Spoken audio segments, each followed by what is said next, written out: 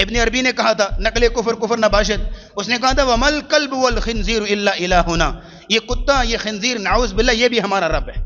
آپ میرے سامنے لے کے آئیے کوئی بھی کتاب جو آپ اسلامیات کی کتاب کہتے ہیں، آپ کی یونیورسٹیوں کے اندر پڑھائی جاتی ہے، آپ کے اسکول کے اندر پڑھائی جاتی ہے، میں آپ کو اس کے اندر درجنوں ایسی چیزیں دکھاؤں گا جس کے اوپر باقاعدہ طور پہ مینشن ہو رہا ہوگا کہ عقیدہ وحدت الوجود کے قائل ہے، اور ہماری نوجوان نسل کو پڑھایا جا رہا ہے عقیدہ وحدت الوجود۔ ہاں، نعت کے اندر ایک ایک مصرع جو ہے وہ شرک کی آمیزش کو بیان کر رہا ہوتا ہے۔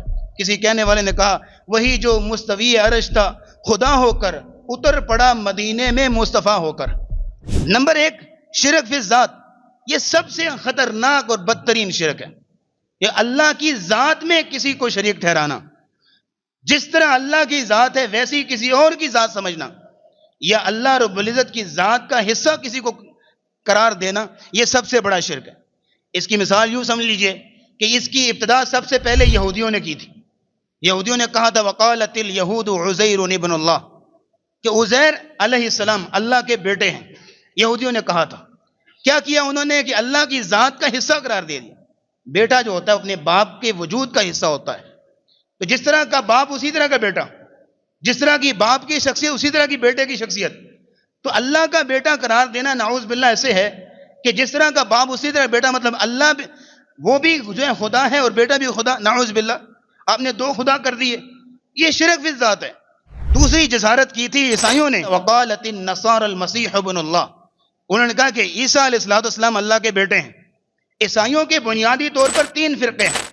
پہلا فرقہ ہے نستوریہ، پروٹسٹنٹ جن کو کہتے ہیں، ان کے ہاں یہ ہے وقالت النصارى المسیح ابن اللہ، کہ عیسیٰ علیہ السلام اللہ کے بیٹے ہیں۔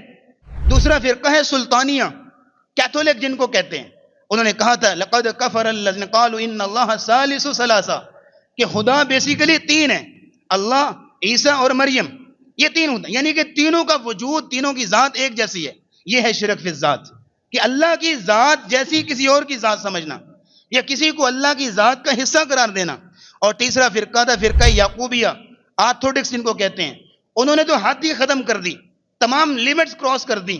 انہوں نے کہا لقد کفر الذین قالوا ان اللہ هو المسیح ابن مریم، انہوں نے کہا کہ اللہ ہی بیسیکلی عیسیٰ بن مریم ہے اور عیسیٰ بن مریم ہی بیسیکلی اللہ ہے۔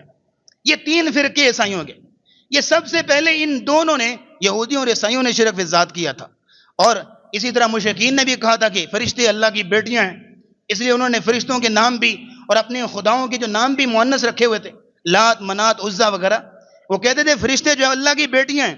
لیکن یہ نظریہ شرک فی الذات سب سے بدترین شرک ہے اور خطرناک شرک ہے، جس کے بارے میں اللہ نے کہا لقد جئتم شیئا ادا، تم کہتے ہو کہ اللہ کی اولاد ہے، اللہ کا بیٹا ہے، تم ایک بہت بھیانک بات کہتے ہو۔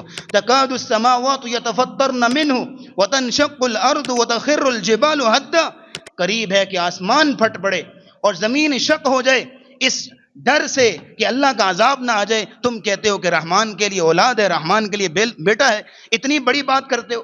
اور پھر آگے بڑھیے، کچھ لوگوں نے تو اس سے بڑی بات کہی، اس نے کہا کہ ایوری تھنگ از گاڈ، ہر چیز ہی خدا ہے۔ جیسے ابن عربی نے کہا تھا نقل کفر کفر نباشد، اس نے کہا تھا وَمَا الْكَلْبُ وَالْخِنْزِيرُ إِلَّا إِلَٰهُنَا، یہ کتا یہ خنزیر نعوذ باللہ یہ بھی ہمارا رب ہے، جس کے عقیدے کو وحدت الوجود کا نام دیا گیا۔ وحدت الوجود سمجھتے ہیں جناب کہ نہیں؟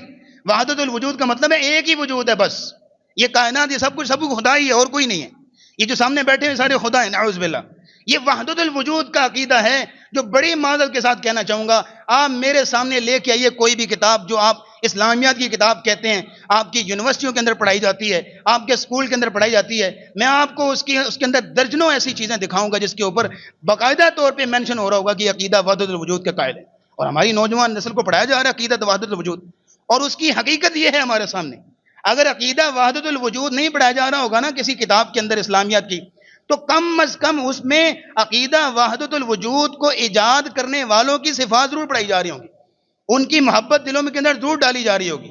یہ حال ہے ہمارے جو نصاب تعلیم کا کہ وہاں یہ چیزیں پڑھائی جا رہی ہیں۔ یہ پینتھیزم، آپ کو پتہ ہے پینتھیزم سکھایا جا رہا ہے کہ ہر چیز ہی خدا ہے، ایوری تھنگ از گاڈ، خدا کوئی نہیں ہے، بس یہ معاشرہ یہ خدا ہے، یہ سب کچھ ہے، سوشلسٹ ہے، یہ جو کمیونسٹ ہے، یہ ساری چیزیں اسی چیز کو ہی لانچ کیا جا رہا ہے سر، کہ وہ کہتے ہیں کہ ایوری تھنگ از گاڈ۔ یہ سب سے بڑا اور بھیانک شرک ہے کہ شرک فی الذات، اللہ کی ذات کا حصہ کسی کو قرار دینا۔ اور یہیں تک بس نہیں ہے، آپ کے نعت خواں بھی بڑی عجیب عجیب باتیں کرتے ہیں۔ آپ کو نعتیں سنے نا تو یقین کیجئے رونگڑے کھڑے ہوتے ہیں، کیسی نعت پڑھ رہا ہے، کیسا جملہ بول رہا ہے۔ ہاں، نعت کے اندر ایک ایک مصرع جو ہے وہ شرک کی آمیزش کو بیان کر رہا ہوتا ہے۔ کسی کہنے والے نے کہا وہی جو مستوی عرش تھا خدا ہو کر، اتر پڑا مدینے میں مصطفیٰ ہو کر۔ اب اس سے بڑھ کے اور کیا بات ہوگی؟ کہنا یہ چاہتا ہے کہ جو مدینے میں چلتے پھرتے مصطفیٰ تھے نا، یہ بیسیکلی اللہ ہی تھے جو نیچے آگے۔ یعنی یہ شرک فی ذات، اس سے بڑھ کے اور کیا ہوگا؟ یعنی رسول اللہ اور اللہ کی ذات کو ایک قرار دے دیا، اس کو کہتے ہیں شرک فی ذات۔ اور بڑی معذرت کے ساتھ صرف آپ سے سوال کرنا چاہوں گا ہاتھ جوڑ کے، بڑی معذرت کے ساتھ، اگر کوئی شخص آپ کو یہ کہے کہ رسول اللہ صلی اللہ علیہ وسلم اللہ کے نور میں سے ہیں، تو کیا وہ شرک فی ذات کر رہا ہے کہ نہیں کر رہا؟ ہاں، اللہ کے نور کا حصہ، اللہ کی ذات کا حصہ قرار دے دیا۔ اگر آپ کہیں گے اللہ کے نور کا حصہ ہے تو اس کا مطلب ہے کہ اللہ کے نور میں سے ایک نور نکلا تو کتنے نور ہو گئے؟ 2 نور، اللہ کے 2 نور بن گئے۔ اور اللہ کیا کہہ رہا ہے؟ قل هو اللہ، وہ کیا ہے؟ کتنے ہیں؟ ایک ہی ہے، اس کے علاوہ دوسرا کوئی ہے ہی نہیں۔ اللہ الصمد، وہ بے نیاز ہے، اس کے جیسا کوئی نہیں۔ اور اسی شرک فی ذات کو بیان کرنے کے اللہ نے یہ لائنز بیان کی تھی، کہا لم یلد ولم یولد، نہ اس نے کوئی جنا اور نہ وہ کسی سے جنا گیا۔ اور آخری آیت میں تو حد ہی ختم کر دی اللہ نے، فرمایا وَلَمْ يَكُنْ لَهُ كُفُوًا أَحَدٌ، اللہ رب العزت کے پائے کا، اس کے پلے کا، اس کے مقابلے کا کوئی ہے ہی نہیں ہے۔ شرک فی ذات کی تردید کر دیا ہمیں۔